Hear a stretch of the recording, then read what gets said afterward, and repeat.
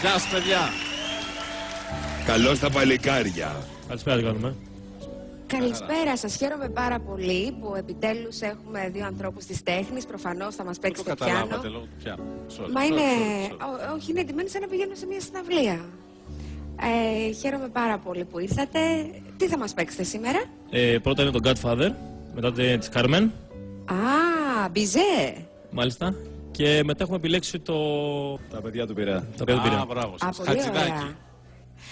Άρα, όπως καταλάβατε, εσείς οι ακαλλιέργητοι, θα εμείς, ακούσουμε ένα Δεν τα κομμάτι έχουμε ξανακούσει. ακάτρεμα, Μάλιστα. γιατί έχουμε ένα πιάνο, θα μας παίξουν δύο κύριοι, οπότε προφανώς θα ακούσουμε ακάτρεμα. Συγγνώμη, αλλά δεν ταιριάζει με αυτό που θα πω. Ακάτρεμα είναι με Είδω τέσσερα γύφτο στη χέρια. γενιά του και αναγάλια στην καρδιά του. Αηδείς, Σε ας βλέπω το σήμερα λέτε. ενθουσιασμένη. Τέλεια. Και πραγματικά ανυπομονώ να σας ακούσω. Εγώ περισσότερο από όλους. Ευχαριστούμε πάρα πολύ, να είστε καλά. Αρχίζουμε.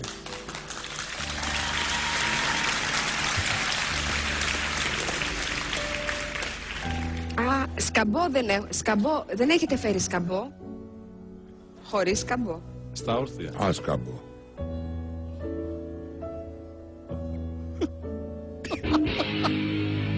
Ω, Τι κάνατε.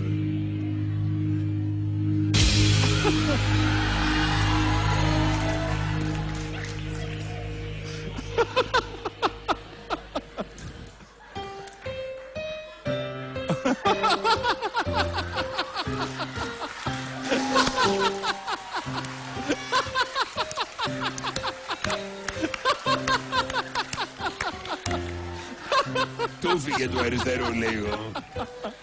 Τα χτύπησα.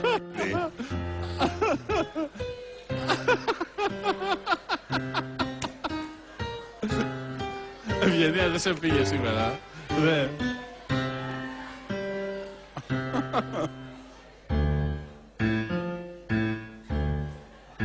Γερακίνα.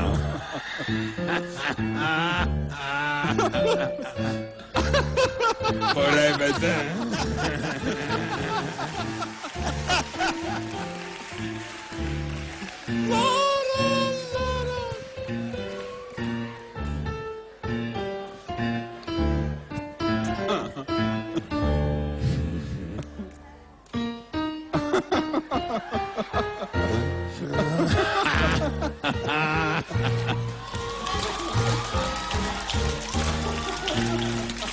Αν και το έχω ξαναδεί, έτσι στο YouTube, για να μην κοροϊδευόμαστε.